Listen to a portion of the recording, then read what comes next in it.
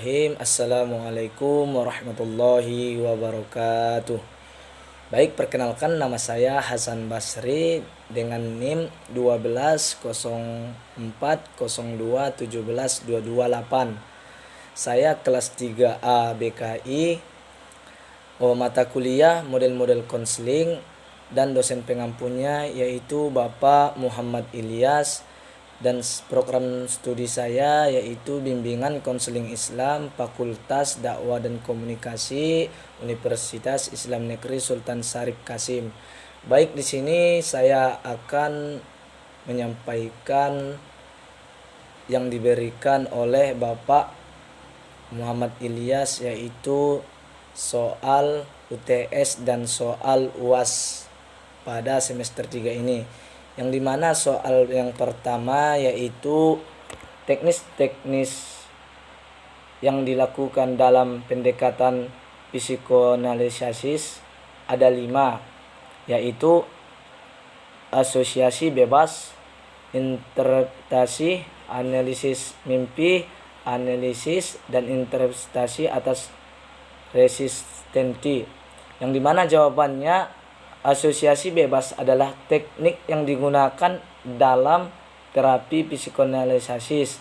Teknik ini menentukan klien untuk mengatakan segala sesuatu yang muncul dalam kesadaran dengan leluasa, tanpa perlu berusaha membuat uraian yang logis teratur dalam penuh arti.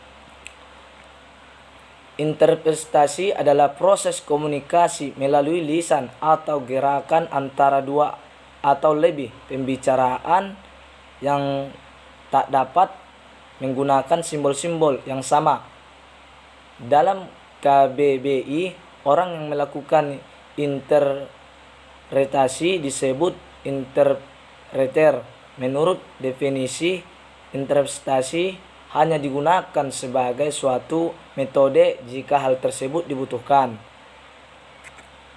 Baik, analisis mimpi adalah teknik yang digunakan dalam psikoanalisis untuk memaknai mimpi seseorang. Para psikoanalisis percaya bahwa mimpi membuat informasi mengenai pikiran-pikiran yang tidak disadari, harapan-harapan, dan konflik.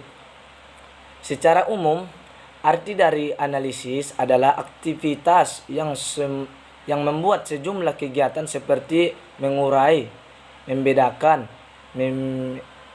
memilah sesuatu untuk digolongkan dan dikelompokkan kembali menurut kriteria tertentu, kemudian dicari kaitannya dan ditafsirkan maknanya. Saya akan menjelaskan interpretasi resistensi. Resistensi adalah suatu yang melawan kelangsungan terapi dan mencegah klien mengemukakan bahan yang tidak disadari. Selama asosiasi bebas dan analisis mimpi, klien dapat menunjukkan ketidaksediaan untuk menghubungkan pikiran, perasaan, dan pengalaman tertentu.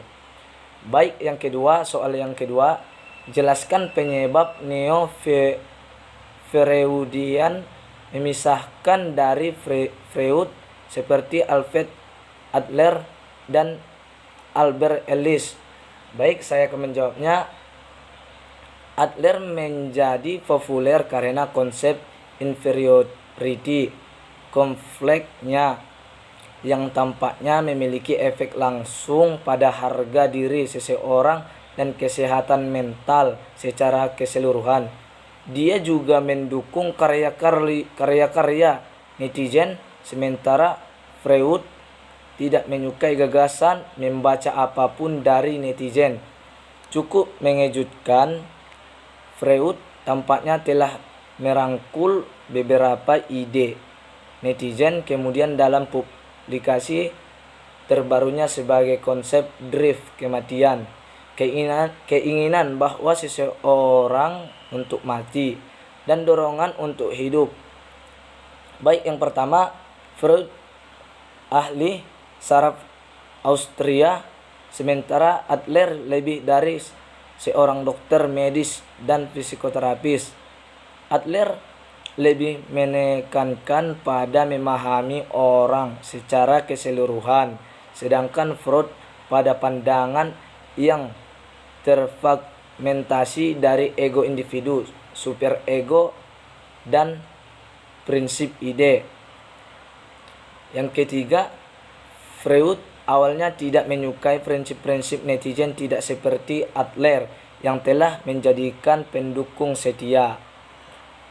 Soal yang ketiga, coba saudara jelaskan eksperimen Pavlov tentang classical conditioning, kemudian dikaitkan dengan model konseling behavior therapy.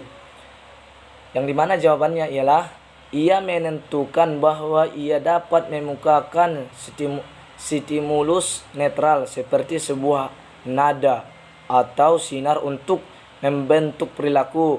Eksperimen yang dilakukan Pavlov dan ahli lainnya sangat berkaitan pada konseling behavior, di mana gejala kejiwaan seseorang dilihat dari perilakunya. Hal ini sesuatu dengan pendapat Better bahwa yang paling sentral dalam hidup manusia bukan hanya pikiran, peranan maupun bicara, melainkan tingkah lakunya. Pikiran mengenai tugas atau rencana baru akan mendapat arti yang benar jika ia berbuat sesuatu. Kemudian Pavlov mengatakan eksperimen dengan menggunakan binatang, namun demikian dengan segala kelebihannya, secara hakikat manusia berbeda dengan binatang. Yang keempat, jelaskan konsep dari model konseling rasional efektif terapi. Yang dimana jawabannya ialah manusia lahir dengan potensi untuk berpikir secara rasional dan tidak rasional. Tidak ada seseorang manusia yang terkecuali dari pemikiran rasional, termasuk terapis. Rasional emotif behavior bahwa individu memiliki karakteristik, individu memiliki potensi yang unik untuk berpikir rasional dan irasional. Baik, yang kelima, jelaskan perbedaan model konseling Carl Rutger dengan model konseling Thayer dan faktor jika ditunjukkan dari hubungan antara konselor dan klien. Baik, saya akan menjawabnya. Jawabannya yang dimana perbedaan model konseling Carl Rutger dengan model konseling Thayer dan faktor dari hubungan antara konselor dan klien adalah model konseling Carl Rutger atau person center bertujuan agar klien mencapai tingkat yang lebih tinggi secara mandiri, fokus pada klien, tidak pada penyajian masalah klien. Terapis tidak memilih tujuan spesifik untuk klien. Landasan dari teori person center adalah memandang bahwa klien dalam hubungan dengan terapis memiliki kapasitas untuk bertahan dan memperjelas tujuan sendiri. Sedangkan model konseling Thayer dan faktor baik klien maupun konselor mendiagnosis potensi klien untuk mengawali penempatan dalam kurikulum atau pekerjaan dalam individu, mempunyai kecakapan dalam keinginan untuk mengidentifikasi secara kognitif kemampuannya sendiri. Yang keenam, teknik yang digunakan dalam model konseling Gestalt, yang dimana jawabannya ialah hubungan personal antara konselor dengan klien merupakan inti yang perlu diciptakan dan dibanggakan dalam proses konseling. Dalam kaitan itu, teknik-teknik yang dilakukan selama berproses konseling berlangsung adalah merupakan alat yang penting untuk membantu klien memperoleh kesadaran secara penuh. Baik, yang ketujuh, soal yang ketujuh, jelaskan aspek atau 3 dimensi yang saling berkaitan dalam membentuk sifat manusia jika ditinjau dari model konseling. Model konseling logoterapi. Baik, yang pertama kesadaran dan ketidakdasaran. Ketidakdasaran spiritual. Ada perbedaan di antara ketidaksadaran spiritual instiktual. B. Kesadaran keagamaan yang tidak sadar dan tertindas tidak tertutupi. Yang kedua, hati nurani memiliki keaslian dan ketidaksadaran spiritual dan dibandingkan secara individu dengan insting. Yang ketiga, banyak orang mengabaikan masa lalu mereka sebagai sumber makna kehidupan mereka. Baik, yang terakhir, soal nomor 8 ialah selanjutnya saya akan menjelaskan kembali tentang makalah saya yang berjudul Model Konseling Behavioristics. Landasan histori konsep behavioristik. Konseling behavioristik membatasi perilaku sebagai fungsi interaksi antara pembawaan dengan lingkungan. Perilaku yang dapat diamati merupakan suatu kepedulian dari para konselor sebagai kriteria